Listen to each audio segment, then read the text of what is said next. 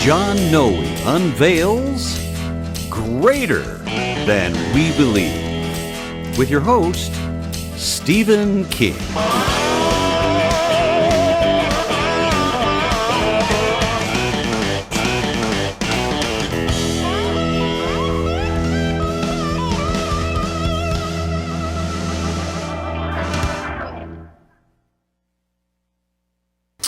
Well, hello there. It's good to see you again. This is Stephen King and my friend John Noe. We are bringing you the eternally running, the continuing, I should say, series, YouTube series called Greater Than We Believe.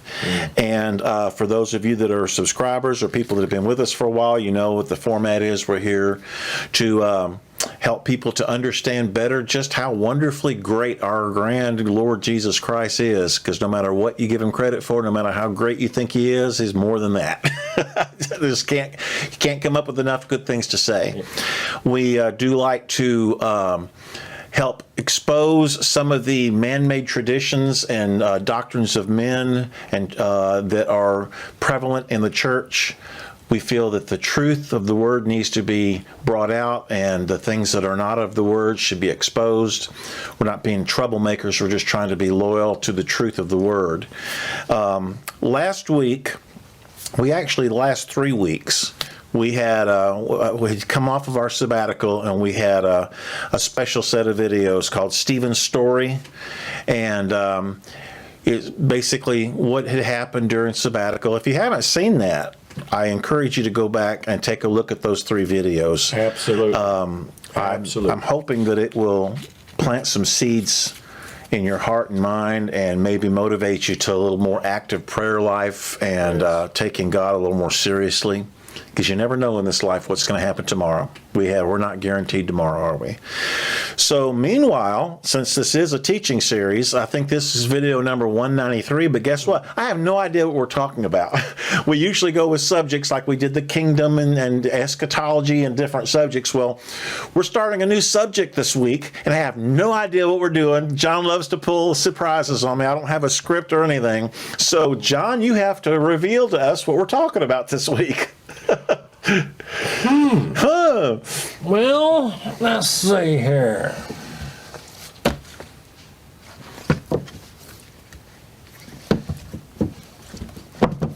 Oh my goodness. Oh my goodness. I was wondering when we were going to get around to that book. And what better way to kick off a serious series in our Greater Than We Believe YouTube series about a sobering subject, and one that's highly controversial. Yes. Than with a little bit of lighthearted, hellacious. There you go. Okay. Pickles cartoon. Yep. Back in September of 09. Now 09 being 2009, not 1909. Grandpa is sitting or laying on the couch reading the newspaper, and his grandson comes up to him and says, "Grandpa, can I ask you something?" Grandpa goes, "What is heck?" He says, "What is heck?" Grandpa says, "Heck is where people go when they don't believe in gosh." Yeah. Gosh.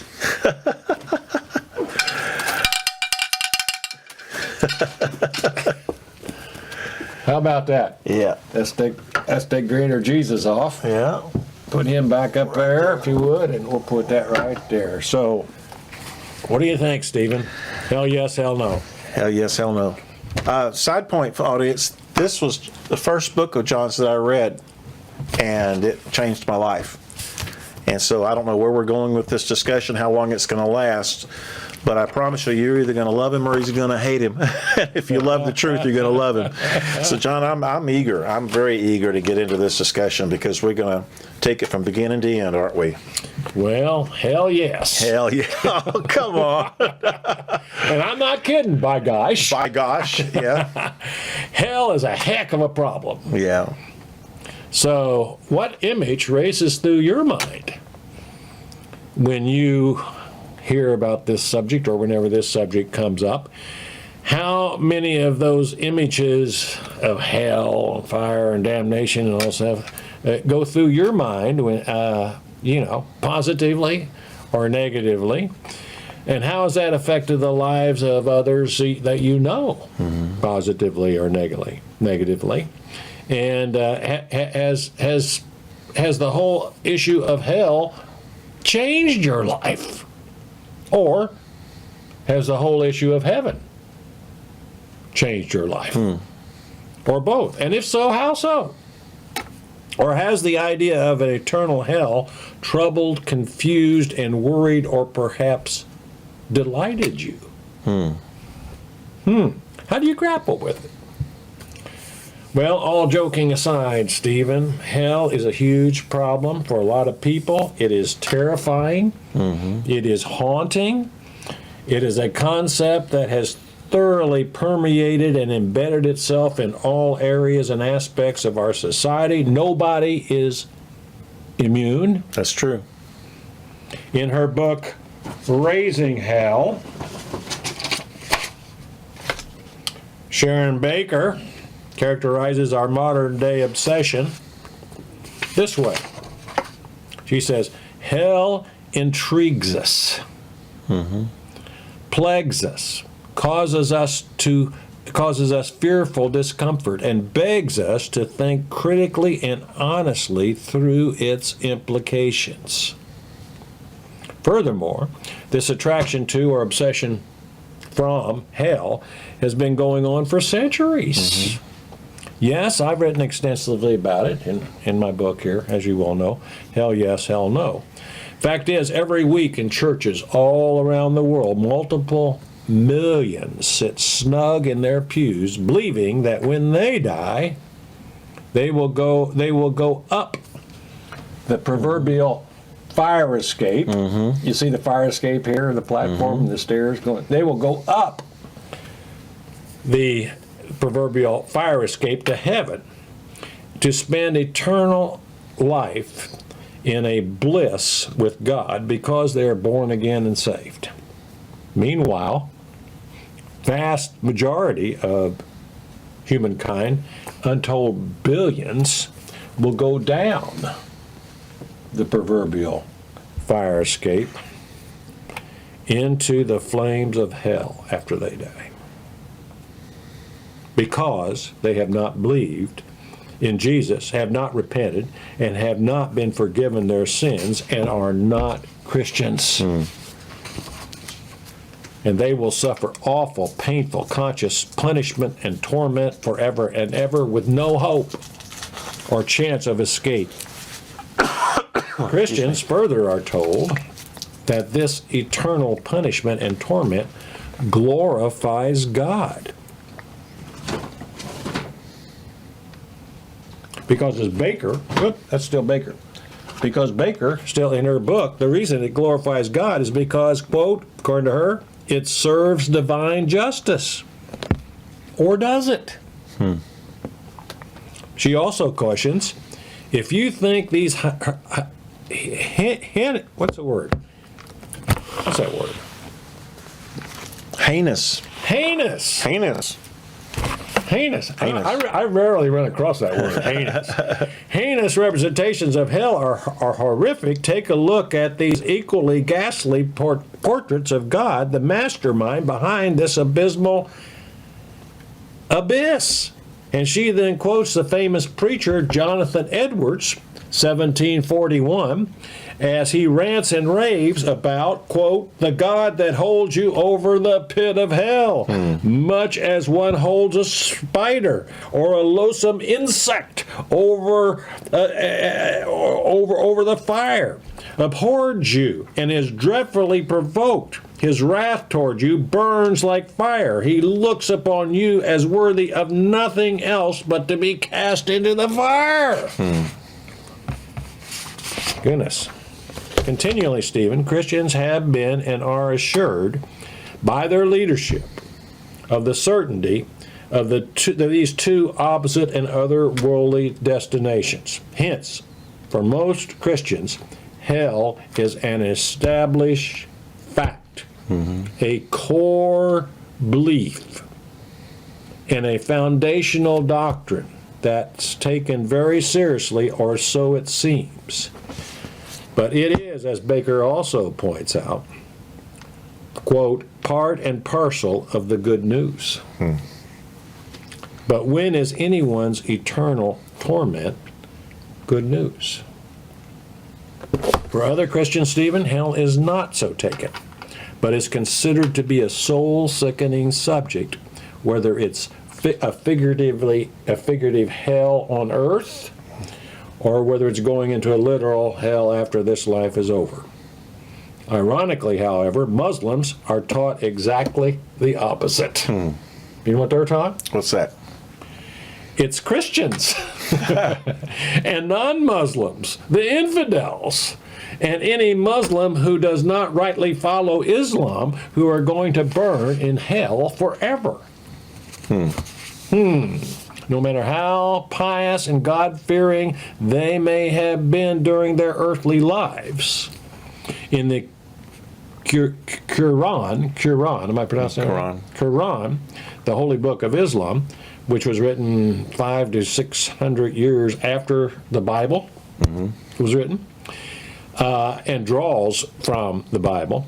One passage reads as follows in there, quote, the unbelievers among the people of the book, now the people of the book, the people of this book, the people of the book, the pagan shall burn forever in the fire of hell. They are the vilest of all creatures. That's you and me. Yeah. The phrase, the people of the book, obviously refers to Jews, in the first part of the book, and Christians. Several other world religions subscribe to a general belief in a hell-like place or state inhabited by demons where the wicked people are punished after death. For instance, in Hinduism and Buddhism, a soul may descend into one of many hells as a result of a wicked karma, thoughts, words, or deeds. And their stay in hell is not eternal, however, according to their beliefs. It only lasts until the effects of evil karma, how do you pronounce that word? Karma has been removed. Hell has also been graphically depicted in literature and art. For example, who out there has read or heard about Dante? Yeah. And his Divine Comedy, which is most famous, set in the year, it was written in the year 1300. The figurative Virgil guides Dante through the infernal into its three different divisions, or descending into hell. And these stand for three categories of all the sins of the world. Thus, the first part of Dante's Divine Comedy is a painful descent into hell, and details and elaborately describes Virgil and Dante descending deeper and deeper down into the earth, into 9 concentric rings or levels. And the deeper they descend, the worse the punishments get. Into where sinners are bitten by snakes, tormented by wild beasts, coated with icy rain. Isn't that ironic? Coated with icy rain in a hell, fiery hell. How do they get ice into a fiery hell? Well, there's more irony here in a minute. Submerged into rivers of blood and trapped in flaming tombs until they reach the center and they find Satan himself trapped in a, guess what? Frozen lake. Of course. Duh. In a fiery hell? You catch the irony of this? A frozen lake in the center of hell. Okay, Stephen, I want you to read 2 excerpts. Here you go. Okay. To give us an introductory flavor for this piece of literature, which has significantly contributed to our traditional concepts of hell and its horrific nature.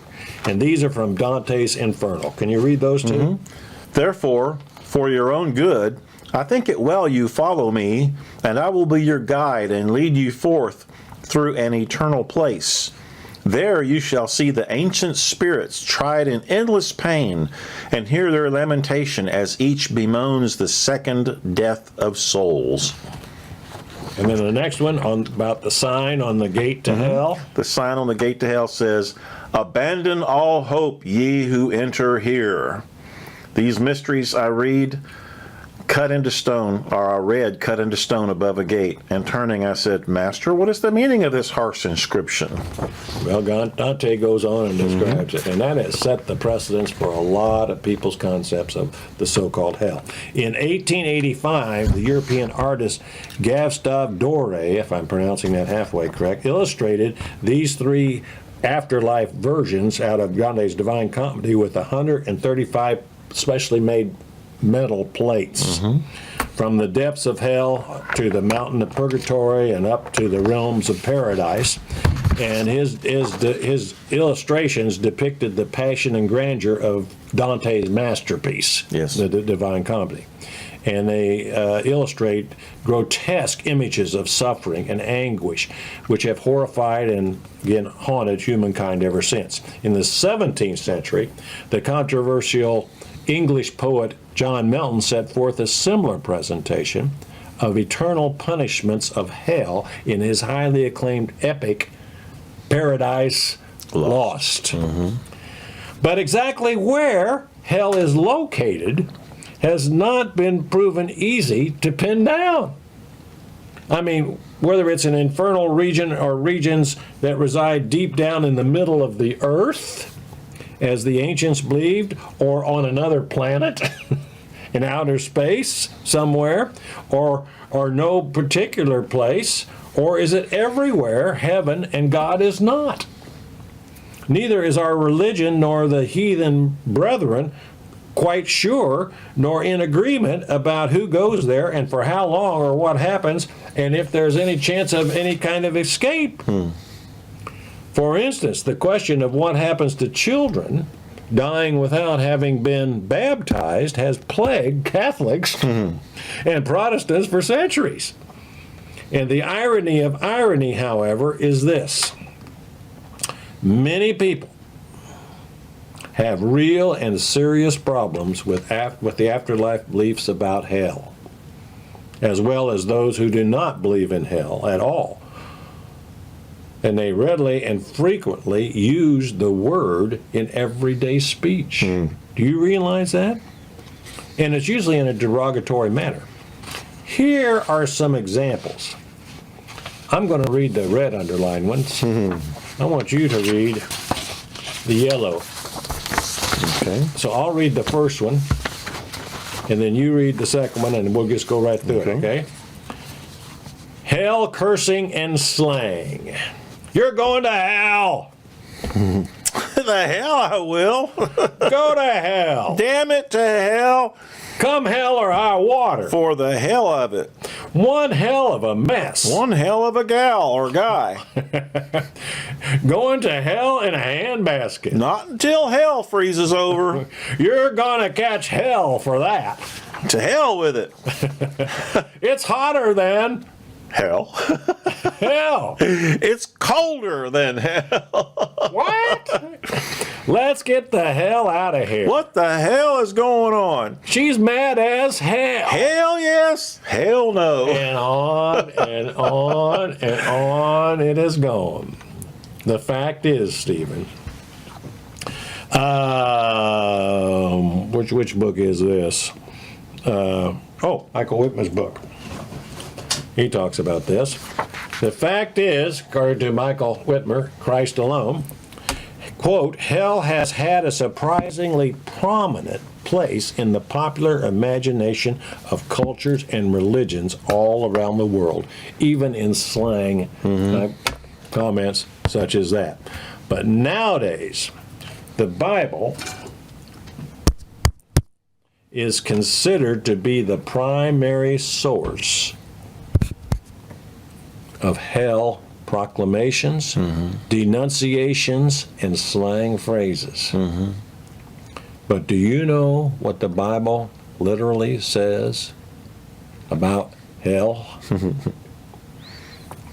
As we shall see, nothing. That's right. Nada. Nothing. The Bible literally says nothing about hell.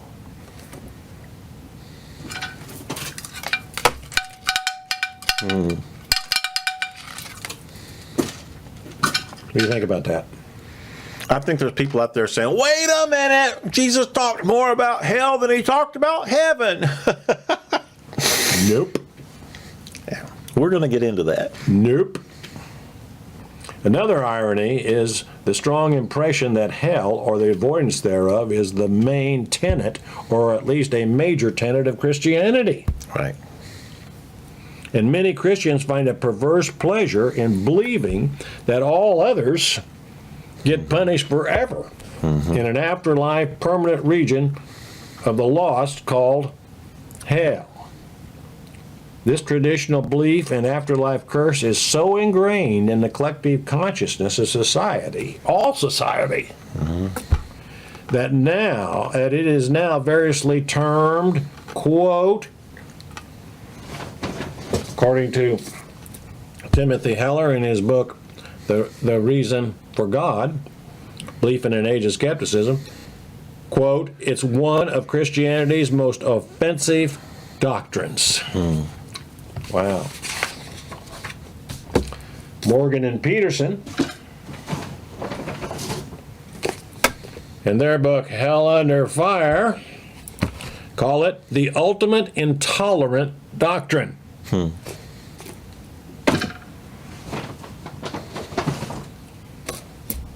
Boa and Bowman, in their book Sense and Nonsense About Heaven and Hell, claim invented by church leaders to keep people in line.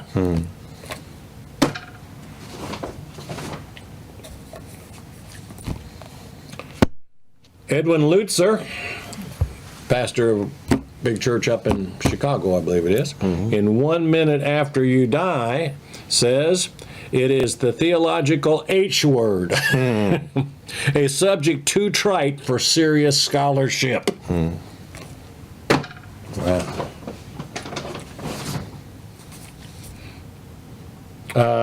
Who is this? Morgan and Peterson. It's like capital punishment for a traffic violation. And in a private email to me from one of our people, says, quote, there is no good news if there is no bad news. Wow. A recent article, well, it was recent back when I wrote the book. Yeah. Actually, it was in January 2000, which is not really categorized as recent. No, not anymore. In a January 2000 article in U.S. News and World Report magazine titled Hell Hath No Fury, it highlighted the benefits that hell supposedly has provided the church. Benefits? Quote, the threat of hell has served as a potent incentive to refrain from evil. How are we doing on that? Not so good. From evil, and cling to faith. There's a hell to shun and a heaven to gain. So far, so good. It further acknowledged that hell has been, quote, a potent theological weapon. Weapon? In the church's struggle against evil. How we doing? Not too good. Seems like evil's winning. Yeah. A lot of tussles around at least our culture in America. And its roots run deep in Judeo-Christian teaching. Well, that's for sure. Professor Also in that article, Professor Stephen Patterson of Eden Theological Seminary in St. Louis, on the other hand, was quoted in dissent. He said this: a literal hell is part of an understanding of the cosmos that just does not exist anymore. Yeah. From a professor at a Christian Theological Seminary, supposedly. Even evangelical traditionalists recognize that, again, this is the book by Morgan and Peterson. Which one was that?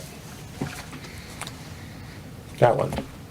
Is hell for real, or does everyone go to heaven?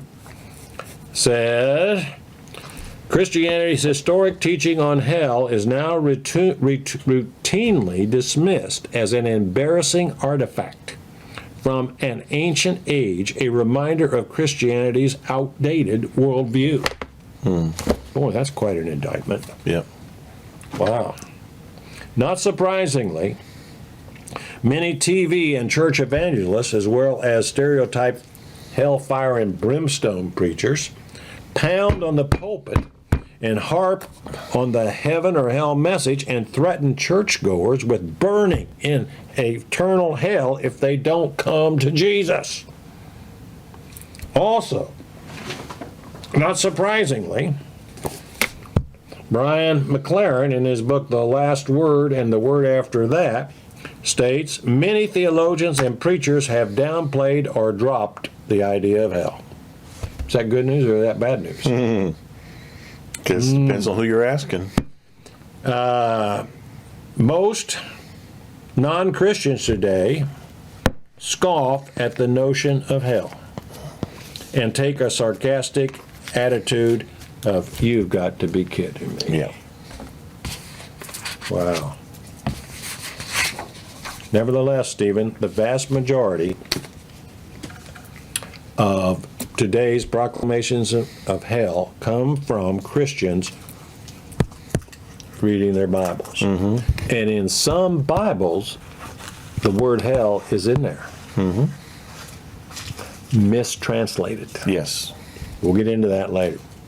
Therefore, in these next several videos, and from my book, Hell Yes, Hell No, and yes, I recommend it, and you recommend it, right? Oh, absolutely. We're going to take a fresh but honest, objective, and fair and balanced and biblical new look at the totality of this belief system.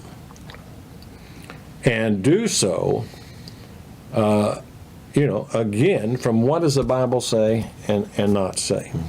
We will also be questioning and re-challenging issues and topics that have not been resolved for over 2,000 years.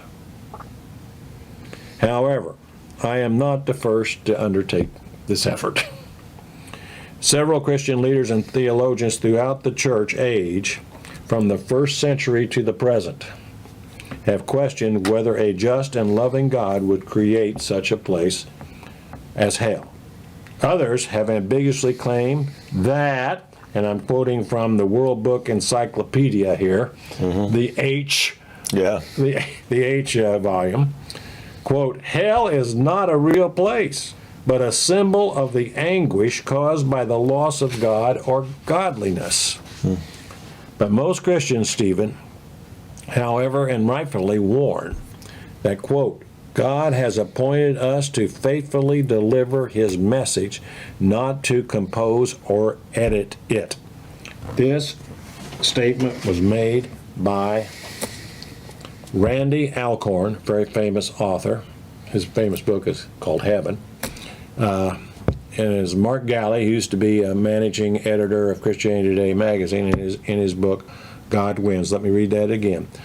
They warn that God has not appointed us to faithfully, God has appointed us, to faithfully deliver his message, not to compose and not to edit it.